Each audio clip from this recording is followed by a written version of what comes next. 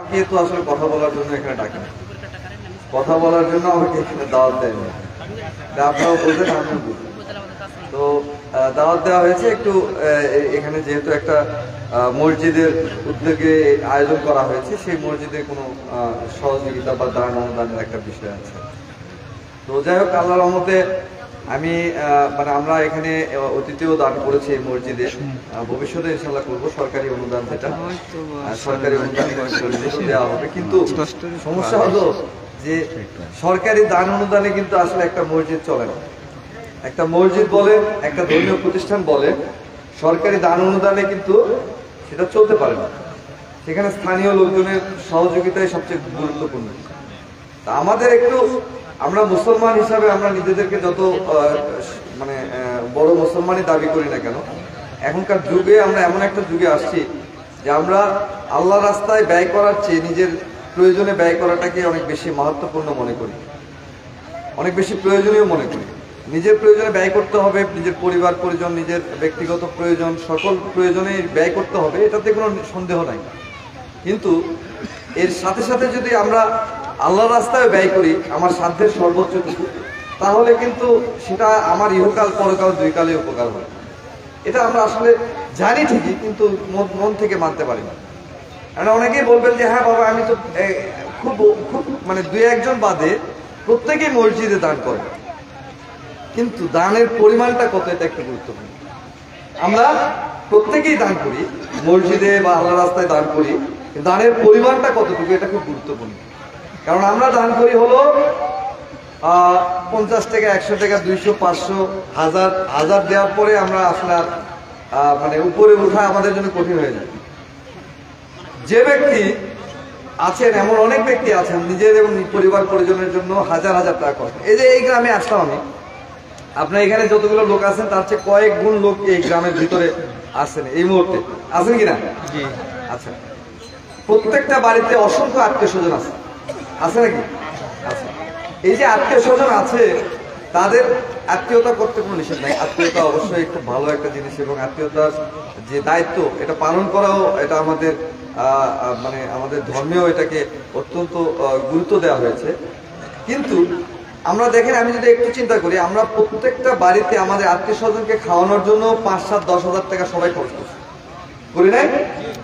আচ্ছা, আমি বলি যে যদি খাবারের মানটা একটু খারাপ করে, ধরেন আমি বলতেছি আমার সাধ্য হয়তো 5,000 টাকা খরচ করা, খাবারের মান যদি একটু খারাপ হইতো, আর আমি যদি ওখান থেকে 1-2 হাজার টাকা যদি আমি মসজিদে দান করতাম, তাহলে কিন্তু ওইটা আরো যোগ হইতো নাকি? হইতো না? আমরা কিন্তু এই বুঝটা নাই আমাদের এই বুঝটা নাই। আমরা অনেক কাজ করি, আমাদের মধ্যে অসংখ্য মানুষ আছে যে ভ্যান চালক, একটা ভ্যান শ্রমিক, একটা জমিতে কাজ করে, যে লোকটা এখন যথেষ্ট টাকা আয় রোজগার করবে, অনেক টাকা আয় রোজগার করবে। আপনি যদি যেটাই বলেন না কেন, একটা জমির একটা শ্রমিকের দাম কত এখন বাবা? দিনে কত টাকা লাগে? 700-800 টাকার নিচে কিন্তু শ্রমিক পাওয়া যায়। স্বাভাবিকভাবে সেও অনেক টাকা আয় রোজগার করবে, সে চাইলেও অনেক খরচ মানে দান করতে পারে। কিন্তু আমার চাওয়ার মধ্যে এবং আমার এই মানে কাজের মধ্যে একটু আমাদের অনেক ফারাক আছে। এই ফারাকটার কারণে আসলে আমরা আল্লাহ রাস্তায় ব্যয় করার জন্য আমরা খুব বেশি মানে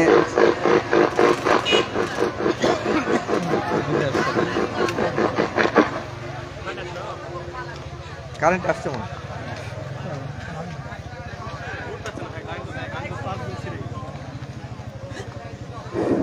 শোনা যাচ্ছে? কারেন্ট আসলো না এমনি? কারেন্ট আসছে? হ্যাঁ, এটা সাউন্ড ভালো হয়ে গেছে। যাই হোক, আলহামদুলিল্লাহ কারেন্ট আসছে। আসলে আমি কারেন্ট যাওয়ার সাথে সাথেও কথা বলছিলাম, তো আমাদের হাসপাতালে একটা সমস্যা হয়েছে। হাসপাতালে একই লাইন, হ্যাঁ একই লাইন, এই জন্য ওই কাজটা শেষ করে বিদ্যুৎটা দিয়েছে সম্ভবত। যে আমি যে কথাটা বলছিলাম সেটি হলো যে আমরা আসলে দান করার ক্ষেত্রে, বিশেষ করে আল্লাহর রাস্তায় দান করার ক্ষেত্রে আমাদের মধ্যে যে চেতনাটা থাকা দরকার, আমার কলবের ভিতরে যে চেতনাটা থাকা দরকার, এটা আমাদের মধ্যে খুব কম আছে, কম মানুষের মধ্যে আছে। আমি আল্লাহ রাস্তায় দান করলে আমার ইহকাল পরকাল দুই কালে উপকার হবে, এটা আমরা অনেকেই জানি কিন্তু মানি না। আমরা জানি কিন্তু মন থেকে মানি না। তো আমি ধরেন একটা এই গ্রামের অসংখ্য মানুষ আছে যারা হয়তো অনেক টাকা পয়সা দিয়ে বাড়িঘর করছে, করে নাই, অনেক আছে 20-30-40-50 লাখ টাকা খরচ করে বাড়ি করছে, এরকম অসংখ্য বাড়ি আছে না? এই বাড়িওয়ালাকে যে 20 লাখ টাকা খরচ করে বাড়ি করলো, সেই লোকটাকে যায় যদি বলেন যে ভাই আপনি আপনার ঘর আপনার বাড়ি নির্মাণ করবার জন্য আপনি 20 লাখ টাকা খরচ করছেন, আপনি আল্লাহর ঘর নির্মাণ করার জন্য 20,000 টাকা দেন, সবাই কি দিবে? বরং ওই লোকই আরো বেশি, যেটা আমার মতো আমি নিজে যে খুব মানে নিজেকে ভালো বড় মনে করছি বিষয়টা, আমাদের অধিকাংশের ধারণা আমি ওই 20,000 টাকা যখন আমি তার কাছে চাইতে যাব, সে নিজের যত অভাব দেখাবে যে আমার এই বাড়ি করবার যে এই টাকা হচ্ছে ওই টাকা হচ্ছে, এই সমস্যা ও সমস্যা, বাবা আমার খুব খারাপ অবস্থা, আমি এখন পারবো না, পরে দেখবো। এইভাবে কিন্তু আমরা আল্লাহর রাস্তায় ব্যয় থেকে নিজেদেরকে বিরত করি। তা আমি এই জন্যই বলছিলাম যে মসজিদ মানে একটা সরকারি বরাদ্দ দিয়ে আমাকে এখানে দাওয়াত করা হয়েছে, আলহামদুলিল্লাহ আমি আমার ব্যক্তিগত পক্ষ থেকে আমি যতটুকু সামর্থ্য অনুযায়ী আমি প্রতি সভাতেই আমি দিয়ে থাকি। সরকারি বরাদ্দ এটা অতীতে ওই মসজিদে দেওয়া হয়েছে, ভবিষ্যতে ইনশাল্লাহ দেওয়া হবে। কিন্তু আমার কথা হলো যে আমরা এলাকাবাসী আছি, আমাদের সকলের উচিত সাধ্যের সর্বোচ্চ দিকে আল্লাহ রাস্তায় ব্যয় করা। কারণ আল্লাহ রাস্তায় আমি যত ব্যয় করব, আল্লাহ আমার উপর তত বেশি রাজি খুশি হবে। আমরা অসংখ্য নিয়ামত নিয়ে এখানে বসে আছি, এখানে অনেক মানুষ আছেন যারা অসুস্থ, যারা এখানে আসতে পারেন না। আমরা কিন্তু সুস্থ, আল্লাহ তাআলা এটা আমাদের নিয়ামত, যে আল্লাহ তাআলা আমাদেরকে নিয়ামত এখানে পাঠিয়েছে যে তুমি এখানে যাও, এখানে আল্লাহর নবীর কথা হবে, তুমি সেখানে শোনো। তো এই জন্য আজকে ধরেন আমি সুস্থ সবল আছি, এটাও আল্লাহর নিয়ামত। আমি যদি খোদা না করে কোনো কারণে আল্লাহ আমাকে পরীক্ষায় ফেলেন, আমাকে যদি কঠিন কোনো রোগ দেন, তখন কিন্তু আমার টাকা খরচ করতে সমস্যা হবে। এমন অনেক ধরেন অনেক কঠিন ক্যান্সার রোগ হয়, অনেক রোগ হয়, এমন রোগ আছে যেগুলোতে অনেক টাকা খরচ হয় চিকিৎসায়। সেই ব্যক্তি যে পরিবারে থাকুক না কেন, যে পরিবারে যে ব্যক্তি অসুস্থ হোক না কেন, ওই পরিবারের সাধ্যের সর্বোচ্চটুকু কিন্তু ওই চিকিৎসার জন্য খরচ করা হয় কিনা? তাহলে আমি সাধ্যের সর্বোচ্চটুকু আল্লাহ রাস্তায় কেন ব্যয় করব? এটা আপনাদের সকলের কাছে অনুরোধ থাকলো যে আমরা সবাই আল্লাহ রাস্তায় সাধ্যের সর্বোচ্চটুকু ব্যয় করব, তাহলে আল্লাহ রাজি খুশি হবে, আমার ইহকাল পরকাল দুই কালে উপকার হবে। দ্বিতীয় একটি কথা বলে আমি শেষ করব, আসলে বক্তাকে বসিয়ে রেখে কথা বলা ঠিক। তো আমি যে কথাটি বলতে চাই সেটি হলো যে আপনারা সবাই জানেন, আমরা আজকেরকার যুগে সবাই দেখি জানি, আমাদের পৃথিবীতে অনেক জায়গায় মুসলমানদের উপর অনেক অত্যাচার নির্যাতন হচ্ছে। আমাদের মুসলমান ভাই বোনেরা অনেক জায়গায় খুব কষ্টে আছেন, অনেক নির্বিচারে হত্যা, বিশেষ করে ফিলিস্তিনিতে নির্বিচারে হত্যা হচ্ছে আমাদের মুসলমান ভাই বোনদের, ছোট ছোট বাচ্চাদের। আমি আজ পর্যন্ত যতটুকু কাল পর্যন্ত প্রায় 6,000 বাচ্চা সেখানে নিরীহ, মানে একেবারে নিরীহ বাচ্চা নিহত হয়েছে, বোমা বর্ষণে নিহত হয়েছে, উপর থেকে মারতেছে।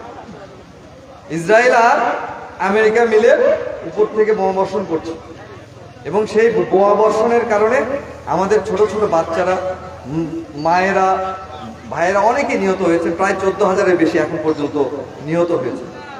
তো আমরা সবাই আপনাদের সকলের কাছে দোয়া চাই, যে আল্লাহ রাব্বুল আলামিনের কাছে আমরা সবাই দোয়া করব যে তাদেরকে যে কোনো কারণে হোক আল্লাহ তাআলা যে পরীক্ষায় ফেলেছেন, সেই পরীক্ষা থেকে যেন দ্রুত আল্লাহ তাআলা উত্তীর্ণ করেন। আমিন। ঠিক কিনা? আমরা দোয়া করবো তো নাকি? একটু মন থেকে দোয়া করবো। কারণ আসলে যারা ফেসবুক বা টিভিতে দেখেছেন বিভৎস দৃশ্য, বাবা সন্তানের লাশ নিয়ে কাঁদতেছে, সন্তান বাবার লাশ নিয়ে কাঁদতেছে, এবং একটা জিনিস দেখে খুব ভালো লাগে, তাদের কিছু ভিডিও দেখলাম যে তাদের এর মধ্যেও তারা আল্লাহু আকবার বিভিন্নভাবে আল্লাহর মানে আল্লাহর উপর তাওয়াক্কুল করে তারা আছে। এটা আল্লাহ তাদের হয়তো ইমানি পরীক্ষা নিচ্ছে। তো আমি মনে করি তারা সেই পরীক্ষায় আরো দ্রুত যেন উত্তীর্ণ হতে পারেন, এই জন্য সবাই আল্লাহর কাছে দোয়া করবো। আমি মাননীয় প্রধানমন্ত্রীর কাছে ধন্যবাদ জানাই, উনিও এই বিষয়ে বারবার প্রতিবাদ জানিয়েছেন, বারবার এই বিষয়ে গাজাতে, ফিলিস্তিনে অনেক এই কয়েকদিনে লাস্ট 1.5 মাসে বেশ কয়েকবার উনি সাহায্য পাঠিয়েছেন। আমরা সবাই মিলে দোয়া করব, এবং আসলে আমরা এমন একটা দেশে বাস করি, আসলে এমন একটা জায়গায় বাস করি যে আমরা মানে মুখে এক কথা বলি আর মনে আরেক কথা বলি। মুখে অনেকেই ইসলামের কথা বলে, কিন্তু ফিলিস্তিনি মুসলমানদের হত্যা করা হচ্ছে, সেখানে আমেরিকা ইসরায়েল হত্যা করছে, তার প্রতিবাদ জানাতে অনেকে পারেন না, অনেকে প্রতিবাদ জানাচ্ছেন না। তারা মুখে কিন্তু সবসময় বলে যে আমরা ইসলামের ইসলামের মালিক, ইসলামের নাউজুবিল্লাহ ইসলামের মালিক দাবি করে তারা নিজেকে। তারা আবার এখন কিন্তু ইসলাম এই ফিলিস্তিনি ভাইদের জন্য তাদের পক্ষে বা ইসরায়েল আমেরিকার বিপক্ষে বলার সাহস পাচ্ছে না, কারণ তারা আল্লাহ নারাজ হলে তাদের কিছু যায় আসে না। নাউজুবিল্লাহ, তাদের যায় আসে আমেরিকা নারাজ করা যাবে না, আমেরিকাকে নারাজ করা যাবে না। তো আমি এই জন্য আপনাদের সকলের কাছে দোয়া চাই। আমরা যারা সাধারণ মানুষ আছি আমরা সবাই দোয়া করবো ফিলিস্তিনি ভাইদের জন্য। আর কে দোয়া করলো কে বললো না বললো দেখার দরকার নাই। আমরা যেহেতু ওখানে গিয়ে তাদের ডাইরেক্ট সহযোগিতা করার সুযোগ আমাদের নাই, আমরা এখান থেকে দোয়া করব, মনে মনে হোক আমরা প্রতিবাদ করব যে এই ঘটনাটা যেটা ঘটছে সেটা অন্যায় হচ্ছে। আল্লাহ তাআলা যেন তাদেরকে দ্রুত এই পরীক্ষা থেকে উত্তীর্ণ করেন এবং আমরা সবাই মিলে ভবিষ্যতে একটা সুন্দর একটা পৃথিবী এবং সুন্দর একটা মুসলমানদের জন্য একটা সুন্দর পরিবেশ যেন তৈরি হয়, সেই জন্য আমরা সবাই দোয়া করব। এই কথা বলে আপনারা সকলে কষ্ট করে এখানে আসলে যে কয়জন আসছেন, আমি আসলে এই কথাটা আমাকে প্রায় সবাই বলতে হয় যে সবার ভিতরের চেয়ে বাইরে অসংখ্য লোক। মেলা হলে তো কথাই নয়, মেলাতে মানে সব শ্রেণীর লোকজন থাকে, এত খুবই দুঃখজনক এগুলো। মানে আমরা আসলে আমাদের মধ্যে ইমানি হালত এত খারাপ হয়ে গেছে আর কি, আল্লাহ মাফ করুন। তো আমরা সবাই মিলে আমরা একে অপরের জন্য দোয়া করব, আমাদের ফিলিস্তিনি ভাইদের জন্য দোয়া করব এবং সবচেয়ে গুরুত্বপূর্ণ বিষয় দয়া করে আমরা আমাদের সাধ্যের সর্বোচ্চটুকু দিয়ে এই আল্লাহর রাস্তায় ব্যয় করার চেষ্টা করব। সবাইকে ধন্যবাদ। আসসালামু আলাইকুম ওয়া রাহমাতুল্লাহি ওয়া বারাকাতুহু। এটা কি এখন শর্ট করবেন নাকি আর শর্ট করবেন? আলহামদুলিল্লাহ, সম্মানিত উপস্থিতি, অসংখ্য ধন্যবাদ মিলন ভাইকে।